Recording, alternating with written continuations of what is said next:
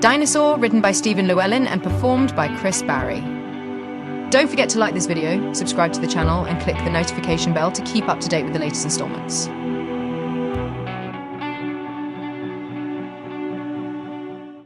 Chapter 15. Redemption and Sacrifice.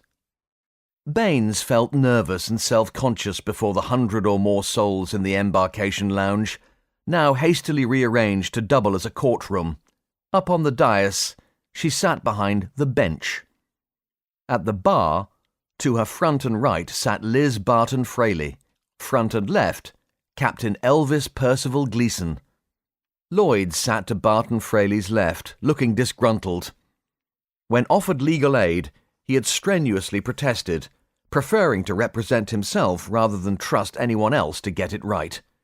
In the end, Douglas had insisted he accept counsel, to ensure the trial was conducted as fairly as possible. After all, the people were watching. Baines found Lloyd's attitude comforting in a way. Repentant Lloyd was a wholly unholy thing, just another anomaly on a ship already turned upside down. The captain's forced exile in orbit had delayed the trial by a couple of days, but now it was upon them, Baines could see that all involved looked uncomfortable. Patel, Fellows, Douglas, Gleeson. Me, she thought. The only people who didn't appear overtly concerned, irritatingly, were the defence. Barton Fraley was obviously used to this sort of thing, although the circumstances and the surroundings might have given her pause.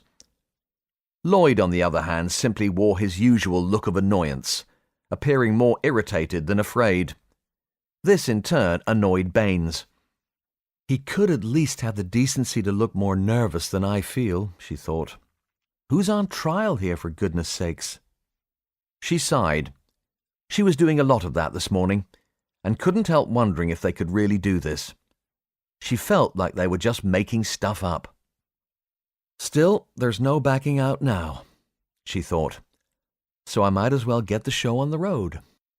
It was perhaps unsurprising that NASA neglected to furnish the new world with a gavel, so Baines had improvised by borrowing a 2.5-pound lump hammer and some steel plate from the construction department. She struck the plate twice, wincing guiltily at the loud clack. Concerned for the safety of the electronics within the podium, she checked under the plate, making a mental note to bring the hammer down more gently next time. The Sarge, on cue, shouted, "Order!" His usual way of bringing about order was to shout, "Shut up!" or "Shut it!" in his salt-of-the-earth Cockney accent. A sergeant at law he wasn't, and Baines was secretly amused by the veteran's attempt at formality. She allowed a few moments more for the gathering to calm completely, before asking Gleeson to set out the case for the prosecution. Gleeson, for his part, had been even less enthusiastic about his involvement than the others drafted. His education in the law came as something of a surprise to everyone.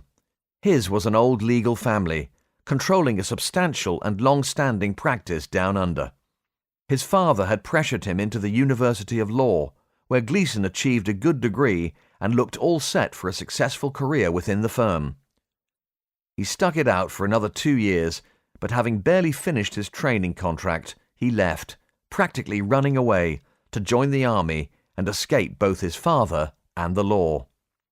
In the military, he learned his true vocation and found that he really loved blowing stuff up. Subsequently, he retrained, requalified, and the rest should have been history. Unfortunately, recent events seem to have placed the rest millions of years in his future.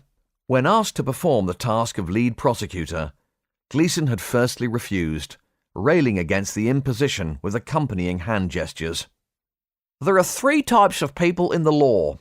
The ones looking for wealth," he had stated, holding up his pinky. "The ones looking for justice," holding up his third finger. "And the ones looking for the exit." This last was illustrated quite pointedly with his second finger, and might even have been mistaken for a middle finger gesture. "If you need to blow a hole through a rock face, I'm your man. If you need to legislate against a blowhole, I'm gone. I never told anybody I was even trained in law. Bloody computers. Everything you've ever achieved held on record, waiting to be trotted out and used against you in a court of law." Despite Lloyd's and Gleason's reluctance to follow procedure, Captain Douglas had been insistent that all possible steps be taken to make sure the trial was carried out as fairly and professionally as possible, considering their circumstances. Gleason and Barton Fraley were the only qualified people on board with direct legal experience, so there was little choice in who the advocates should be, especially in the face of the captain's strenuous request. Eventually Gleason had calmed down, agreeing to assist with the caveat, no pun intended, that he would not defend "that dunny-brained pommy rooter who landed us here." Gleason rose to stand behind his desk. He shuffled his notes and cleared his throat in preparation for his opening statement. "The counsel for the prosecution intends to prove, beyond reasonable doubt, that on the 31st of July, AD 2112, Lieutenant Geoffrey Lloyd did knowingly assist and take part in a terrorist attack upon the USS New World. This attack led directly to the death of crewman Mario Baccini, who was killed by a bomb placed within the casing of the wormhole drive itself while carrying out his duties. Lieutenant Lloyd has already confessed to planting this bomb. He used his position—" A protracted "ooh" washed over the public gallery in gentle waves, interrupting him. "Order," said Baines moderately. "Please continue, Captain Gleason." Gleason nodded. "He used his position as a senior officer within the Mars fleet to kill and cause destruction to internationally held property. Further charges include collusion with a terrorist organisation with intent to cause harm to the state, to property, and to endanger life. Conspiracy with a murderer and saboteur known to the defendant upon this ship. And lastly, attempting to pervert the course of justice by falsely accusing another officer of the fleet while withholding information." He set his notes aside, referring to his tablet before adding, "The prosecution intends to indict primarily for murder." Gleason sat. "Thank you, Captain Gleason," said Baines. "Mrs. Barton Fraley, I will now hear your opening remarks for the defence, please." Barton Fraley rose to address the court. "Thank you, Your Honour, lady and gentlemen of the jury. The defence intends to prove that, with regards to the intentions of the terrorist organisation, Lieutenant Geoffrey Lloyd was not in possession of the full facts. We also intend to prove that there was certainly never any intention to commit murder. My client admits to the act of sabotage and intentionally damaging the wormhole drive, for which he is truly repentant." Uproar and catcalls cut across the rest of her statement. Baines dropped the lump hammer again, but nothing short of smashing the podium would have regained the crowd's attention at that point. She gestured to the Sarge. "Shut up!" he bellowed. Baines was comforted by Jackson's return to his roots, hoping that other things would soon return to some sort of normality after the trial too. However, even the Sarge wasn't completely successful this time, and his order was merely followed by a disgruntled quiet-ish. Baines addressed the public gallery once a little decorum had been restored. "I understand that feelings are running high given our predicament and what has happened to us, but I must insist that both prosecution and defence be given a fair hearing. Please continue, Mrs. Barton Fraley." "Thank you, Your Honour," replied the lawyer. "The defendant admits to causing the explosion that damaged the wormhole drive." "Damaged?" someone shouted from the crowd in anger and disbelief. "There's nothing left of it!" Baines used her gavel on steroids once more to call for quiet. Barton Fraley continued patiently. "Damaged the wormhole drive, but his belief at the time of the offence was that the area would be clear of all personnel. Obviously, no one could have foreseen the unfortunate turn of events which was to follow. There was no mens rea, no intention to cause physical harm to any person or persons. As the sabotage was designed to be localized, my client did not expect the main ship to be placed in danger and certainly had no intention of harming the crew. We respectfully request that the court consider the alternative charges of criminal damage and reckless endangerment." Barton Fraley sat down as the public gallery blew up. It took a little while to restore some semblance of decorum. Eventually, Gleeson rose once more to address the court. Baines recognized the defense, inviting him to speak. The Australian turned to his learned colleague, tasking her with a couple of questions. "What evidence have you been looking at? Are your eyes painted on?" The public gallery roared with delight. Baines closed her eyes, kneading her brow. When the selection of Gleeson to this role had first been speculated, she had voiced some concerns. Now her misgivings had scored a direct hit, and she knew this was going to be a very long day. Not everyone attended the trial. Dr. Abid Hussain walked among the parked lorries in the pod vehicle pool and cargo bay. He reached underneath one of the eight-wheelers to confirm his readings. As a chemist working under Jim Miller, he was well qualified to bring any chemical anomalies to the attention of the powers that be. He nodded, satisfied. Just one more task to undertake, and he would be able to bring this to the attention of Commander Baines at an opportune moment. A time he hoped would be sooner rather than later. The defense's strategy didn't succeed, and Lloyd entered a plea of not guilty to murder. The prosecution called a number of professional witnesses, each describing the effects of the incident, the crime scene's evidence, and the trail which subsequently led to Lieutenant Lloyd's arrest, escape, and ultimate rearrest.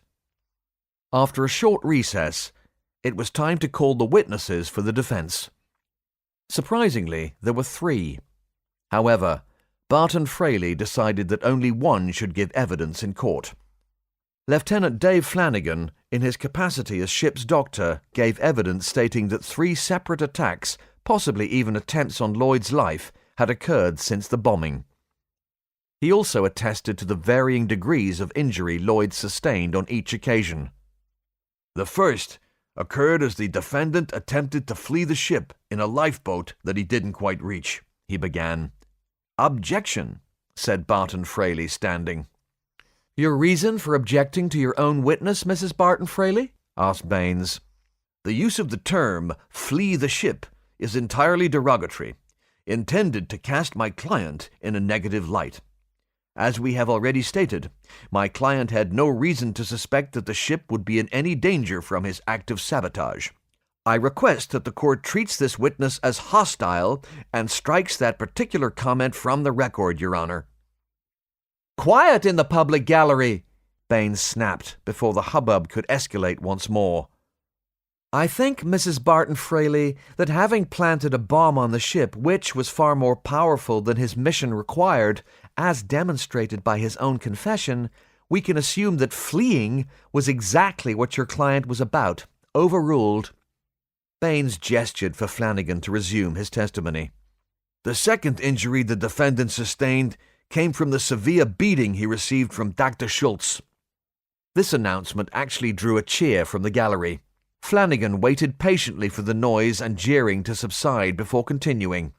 "The third injury, also inflicted by Dr. Schultz, was almost certainly an attempt on Lieutenant Lloyd's life, whilst he was in a medically induced coma." The public erupted into further applause, some even going as far as to give a standing ovation.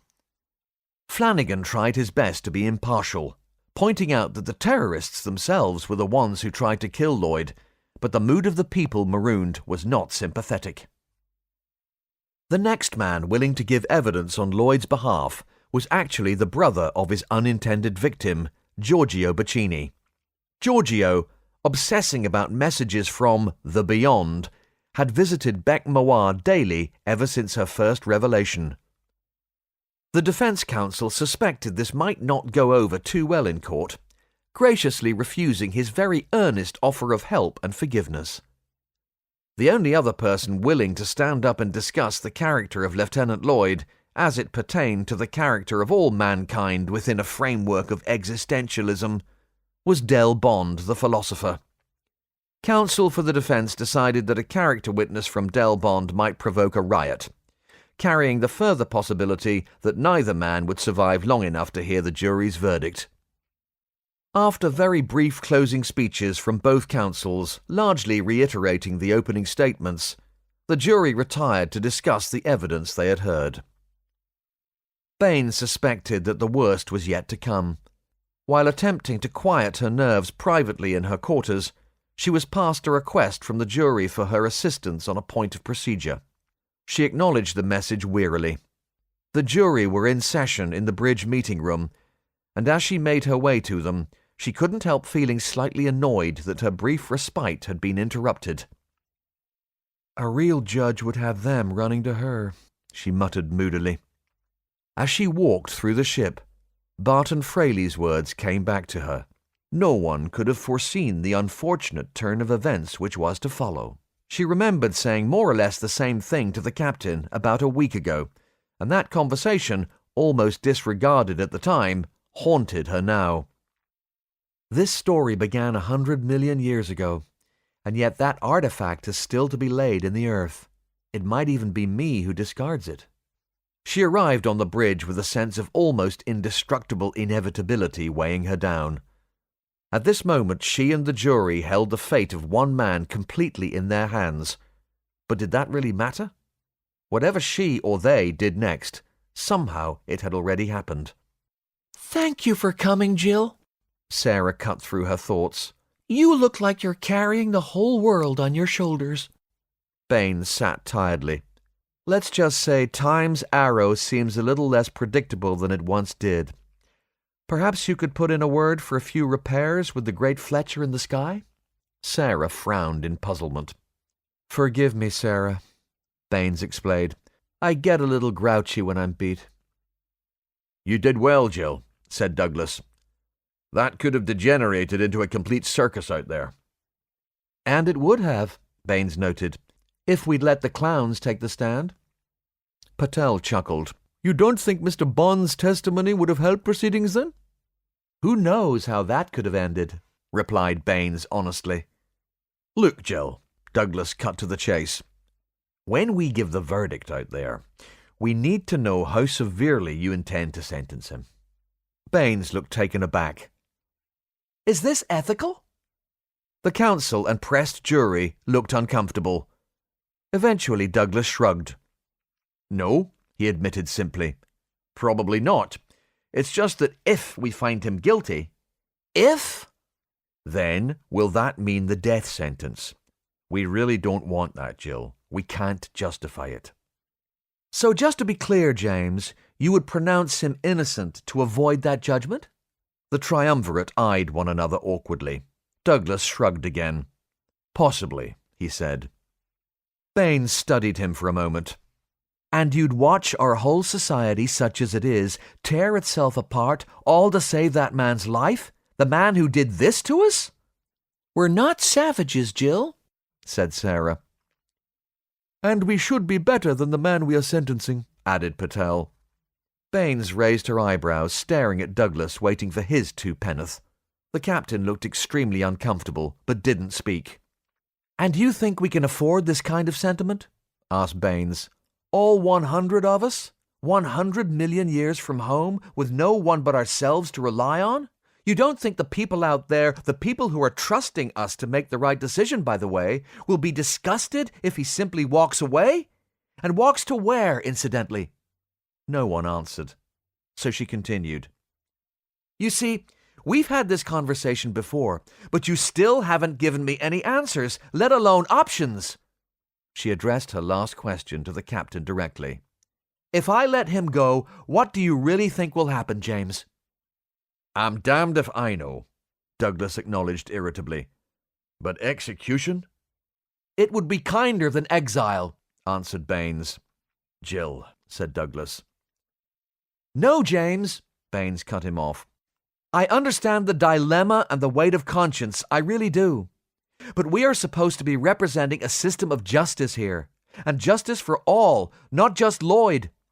We are behaving like some kind of secret cabal, making deals, trying to obtain outcomes without risk to ourselves.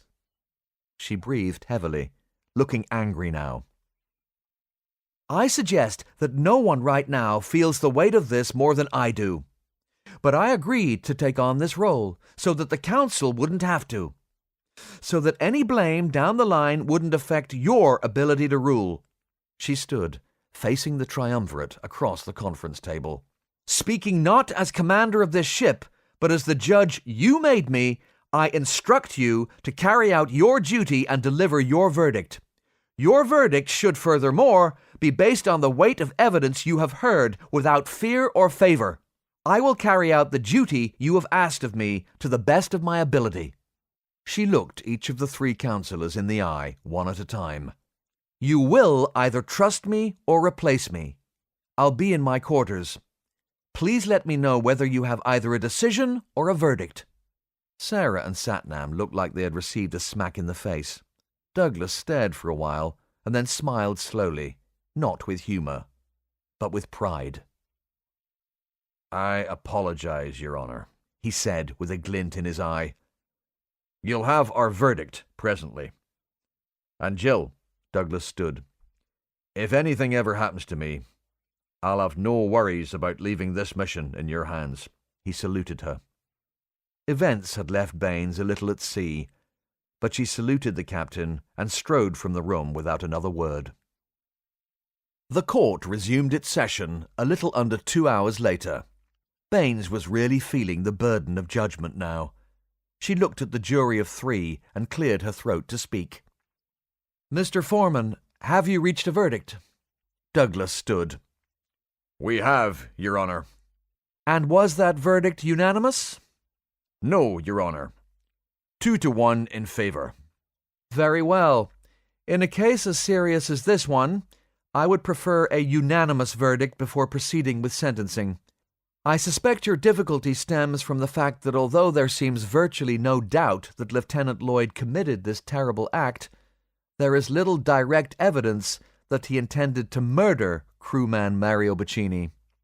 If I permitted a charge of manslaughter, would that enable you to draw a concurrence?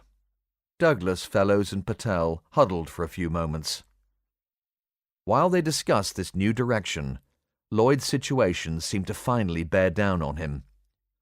Already prepared for the worst, this development may have created an opportunity for a lighter sentence, but looking at the attitude of the crowd, the mob, he doubted it. This was going to be bad. And with that realization came a strange kind of peace. Always a scornful man, teetering on the edge of anger, his last breath seemed to expel it all as he arrived at a second realization. Acceptance was all he had left. Maybe this is what dying will feel like, he thought. I know I've done terrible things I can't put right. Being a military officer in a position of trust only makes my crime all the more damning. Maybe a quick, humane end would be for the best. Maybe the only thing I can do for the people I have stranded here is give them a sense of justice, or at least revenge. Captain Douglas stood once more, and all Lloyd's thoughts seemed to jam. His breath caught and his stomach lurched. It was time. Your Honour, we can now give a unanimous verdict, he pronounced. Baines nodded. Very good, Mr. Foreman. For the crime of murder, do you find Lieutenant Geoffrey Lloyd guilty or not guilty? She asked. Not guilty, Douglas stated clearly. A second, much louder, ooh, gusted through the public gallery. Baines brought the hammer down again for quiet. For the crime of manslaughter, do you find Lieutenant Geoffrey Lloyd guilty or not guilty? There was absolute silence as Douglas swallowed, looking Lloyd in the eye. Guilty. A slow clap came from somewhere near the back of the tiered seats, but was soon overpowered as people began shouting, Not enough! However, before the passengers' outrage could really get going, Baines stood, shouting, "Silence!" She glared at what she couldn't help feeling was more audience than concerned populace. This is not a game. This is not to entertain you. One more word or sound from the gallery, and I will have you all removed. Is that clear? The build-up to this moment had stripped all her usual affability, and she stood red in the face, furious. Few people had ever seen this side of her, and silence fell immediately. "Lieutenant Lloyd," she continued, retaking her seat. Her voice, measured once more, filled the silence following her outburst. "You have heard the verdict of the jury. Before I pass sentence, do you or your counsel wish to offer any words of mitigation?" "Ha! Mitigation!" Hank Bernstein Sr. called out scornfully. Baines went puce. "Sergeant Jackson," she bellowed, "remove that man immediately!" "Hey, who the hell do you think you are, lady?" Bernstein bawled across the cavernous room as the soldiers grabbed him. Baines' temper was scathing as she quietly, but within the hearing of everyone, snarled, "One more syllable out of you, Bernstein, and it'll be the brig again, damn you! And next stop after that will be outside with the dinosaurs, so bite your lip!" Bernstein was manhandled away, stunned and speechless, as Baines turned back to the defense. "I apologize for the disruption, Lieutenant Lloyd. Do you or your counsel wish to speak?" she asked with cold calm. Liz Barton Fraley made to stand, but Lloyd gently pushed her back down, standing himself. "I wish to speak, Your Honour, please," he stated evenly. Baines nodded. "Please," she invited. Lloyd took a deep breath. "I didn't want this trial," he said, an unusual introduction for mitigation, but everyone listened in silence. "The reason I didn't want it was because it was not necessary. I understand why the council needed a show of fairness and justice for you all, so that this little society can hold together. If I can help with this last act, then I am content. However, the trial was not necessary because I am guilty of killing that young man, Mario Bacchini, and whether I intended to or not is beside the point now. My actions have led us all to the predicament in which we now find ourselves. I was selfish. I could offer, in mitigation, all kinds of excuses for my behaviour, my failures, the way everything has always seemed to go wrong for me. But what would be the point? If things had gone as I intended, the ship would have stalled, I would have escaped, been paid a king's ransom, and what? Lived happily ever after? He left the question hanging for a moment. Perhaps. I don't know. All I do know is that my choices led to the death of a very special, very clever young man, and irrevocably hurt his twin brother. He laughed quietly, a curious mixture of ruefulness and utter despair. A twin brother who has not only found the capacity to forgive me for the terrible mistake I made, but who was also willing to stand up in this court to ask for clemency on my behalf. He wiped a shaking hand down his face to remove perspiration and relieve some of his nervous exhaustion. His face carried a look of abject disgust, but this time it was all directed inwards. There are 3 things I would like to say, he continued. The first is that whatever punishment you feel I deserve, I will bear without complaint. I deserve it. And he looked Baines in the eye pointedly. You should not feel guilty for passing your judgment. The guilt is mine, and mine alone. The second thing I would like to say is actually a request. I would beg of the court that I be allowed to visit the grave of Lieutenant Audrey Jansen before my sentence is carried out. In truth, my time with her is pretty much the only thing that I don't regret now, at the end. Thirdly, I simply wish to say to all of you here, for everything I have done and everything I have caused to happen, I'm sorry." He sat, and no one said anything for a long, long moment. Eventually Baines straightened in her seat, taking a deep breath.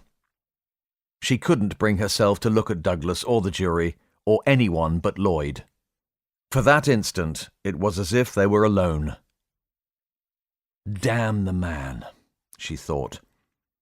"That's just about the best speech he could have made, and just about the last thing I needed to hear right now." She nodded to the Sarge, who asked the prisoner to stand.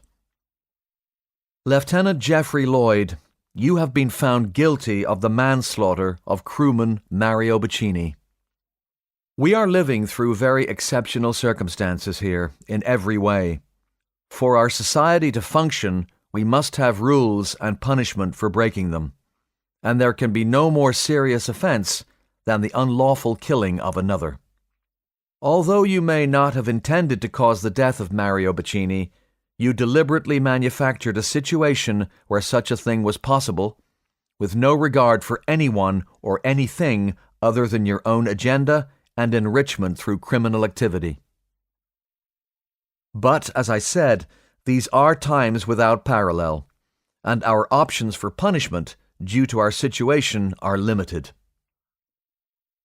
It seems that I can only choose between exile, which will almost certainly mean your death, execution, which many here believe you deserve, or imprisonment, which we can ill afford. You have compounded one bad situation on top of another with your actions. However, we need absolutely every person we have in this time, in this world, and throwing an experienced engineer away will not help our circumstances. However, you are the reason we're all here and the reason Mario is not." She took several steadying breaths, staring down at Lloyd. Whatever she did now was going to upset someone, so she chose what she hoped would prove the most useful and least damaging course for the future. "We're all balancing on a knife edge," she continued. "Any action against the safety of our people must be followed up with swift retribution, or we will not survive." She tapped a finger on the bench in time, emphasizing each word. "Sometimes that may well mean an eye for an eye, or a tooth for tooth. We cannot afford leniency or weakness when we are fighting for our very existence every day. Our survival will only be possible if we can trust one another, and laws are an important part of that trust. Some are saying that the conditions in which we must now live should dictate our responses, and that a premeditated criminal act leading to the death of another should also carry the sentence of death. The difference between premeditated unlawful killing and murder being little more than semantic. Your actions, Lieutenant Lloyd, have gone still further beyond this crime, by starting a chain of events which have led to the deaths of others, and, it's possible, may even lead to the very end of human life altogether. Less than 2 centuries ago, back in our own time, you would have simply been court-martialed and shot for what you've done." Lloyd closed his eyes and lowered his head. The room was absolutely silent now. "However, as I have already stated, these are completely unprecedented times. From the evidence we have heard today, and from the words of remorse out of your own mouth, I don't believe it was your intention to kill Mario Bacchini, or indeed cause the level of damage which came from your actions. But this most certainly does not exonerate you." She paused to let her meaning sink in. "So the sentence will be as follows. You will be stripped of your rank and all privileges thereof with immediate effect. You will serve 6 months in the brig, with the possibility of 1 short reprieve to visit the grave of Lieutenant Jansen at Captain Douglas's pleasure and discretion. Lieutenant Jansen was a fine officer and should be mourned by all who knew her. In your time alone, I hope you will consider your future as part of this crew, as part of this society. I hope you will also consider all of the things you can do to earn the life that has been given back to you. Sergeant Jackson, take him down." As Lloyd was led across the floor, he paused in front of the bench, giving Baines a simple nod. It was a salute. It was a thank you. It was an apology. It was all that couldn't be said. Baines waited for the excitement to quiet before rising one final time to speak. "If you would all remain seated, please. Captain Douglas has an important announcement to make." She stood behind the bench, bowed to the court, and walked to the side of the stage, stepping down with relief. Douglas passed her on his way to the front of the auditorium, giving her just the ghost of a wink. Baines moved away from the group, finding a quiet place to lean against a wall, out of the way. She heaved a huge, shuddering sigh as she let some of the tension of the last few days escape. Her legs suddenly felt likely to give way, so she bent her knees, keeping her back straight against the wall. The run-up to the trial and the anxiety of the event had weighed more heavily than she realized. But for better or worse, it was over now, and there was nothing else to do but pray she had made the right call and would never have to do anything like it ever again. Mother Sarah approached her. The priest didn't speak, but merely knelt to give the commander's hand a companionable squeeze. After sharing a brief look of understanding with the younger woman, she returned to her seat next to Patel, who also looked towards Baines. Catching her eye, he too nodded his approval. An undercurrent of low murmuring struck up as Douglas made his way to the podium. The renewed disquiet seemed to flutter among the tiered seats like nervous birds in a dovecot. Today had already proved full of drama, and Captain's announcements were rare and often serious. He looked around, taking in the faces of the people for whom he was now responsible. "I know it's been a fairly harrowing day for us all, but whilst we're together, there's something else you should know." Right, now for some more bad news, he thought to himself, taking a deep breath. "We've recently been given compelling testimony, which suggests that we have a small team of terrorist insurgents among us." A gale of incoherent chatter tore through the passengers. Douglas understood their concern well enough and allowed a few moments for the first wave of shock to dissipate before proceeding. He raised his hands for calm, and the crowd quieted quickly. "It seems there was a plan in place to hijack the New World rather than destroy it," he admitted.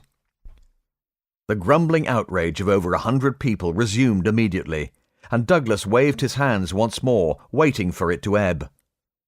Eventually, a brittle silence returned, everyone leaning forward to hear more clearly. "We know or suspect there may be as many as a dozen people potentially still working with Dr. Schultz to take our ship away from us. We don't know whether they wanted to take hostages after their attack, or whether it was simply the ship they were after. We do know Schultz wasn't alone. Indeed, had it not been for Lieutenant Lloyd's eventual assistance, we might never have realized the full extent of the danger we're in, even now. At least, not until it was too late." Uproar forced him to stop again, as angry voices railed once more against the leniency the prisoner had received. Clearly these people, stranded in a nightmare world 100 million years away from their friends and families, considered Lloyd's change of heart rather too little too late. He waited once more for the noise to abate before continuing. "Please try and stay calm. I can understand your anger, but you need to hear this." Douglas took a moment to decide how best to play things. He could feel the crowd's anger, but he couldn't spare them this knowledge. All their lives might depend upon it, so he pressed on. "Whatever their agenda or plan was, must surely be irrelevant now. As far as we know, none of these people have yet raised a hand against us or the ship. Now, I'm not expecting anyone to stand up and confess here, but surely we can all agree that we're all in this together from here onwards. I speak to the people who are part of this insurgency group directly now. Whatever your intentions were, this is a chance for a clean slate. For all of us to simply work together and get on with our lives. Our circumstances are uniquely difficult, and so I ask ye, we all ask ye, to be part of this family now. We are the only human beings alive in the universe. What can we possibly have to fight about? Despite expecting it, Douglas was saddened by what happened next. The suspicion he feared rolled through the crowd like a Mexican wave as one face turned to another in doubt. "Please, everyone," Douglas raised his voice. "The last thing we need now is to be casting suspicion and blame around randomly, especially without proof. Division itself will surely bring us down if we give in to that. As far as we can tell, there is no longer any reason for these people to act against us. We are so far removed from the world of politics, wealth, greed, or religious intolerance now. There's nothing left but us. This is the shocking truth. We are all we have. Although our physicists will not give up on trying to find a way home, we must build a new home right here." Now this is important. The reasons we brought this out into the light are manifold. Firstly, I want the insurgents to know that we know you're here now, and we'll be watching. Secondly, and more importantly, we implore anyone associated with this terrorist movement to simply realize that this is our reality now. This is our new world, and we must surely work together if we are to keep it and survive. Thirdly, no one can defend against something of which they are ignorant. So, just in case we can't make these people see sense, it is vital that everyone is aware of the situation. We must all be on our guard for anything suspicious. Lastly, there's a chance some or any of you may witness something. I must stress here that keeping your wits about you does not mean throwing around accusations or attacking your fellows. If you have any suspicions at all, or witness anything which seems odd, report it to either Major White or Sergeant Jackson, quickly and quietly. Remember, most of the people on this ship have nothing to do with this conspiracy, so don't lose heart. I'm hopeful the people we are talking about, too, will accept this situation and simply become what they have so far only seemed to be, valued comrades and members of our tiny family of humanity. Let me repeat, none of these people have done anything wrong, as far as we know, yet. Only silence greeted Douglas's words. "Right, so, assuming no one wants to own up," he asked, half joking, half hoping, "then that's all. Thank you." He turned away from the podium and stepped down from the small stage. Baines, Patel and Fellows fell in behind as he bade them follow him back to the bridge. Dinosaur, written by Stephen Llewelyn and performed by Chris Barrie. New installments uploaded each week. Subscribe for more. Visit the link in the description for free New World companion stories, available for download as ebooks.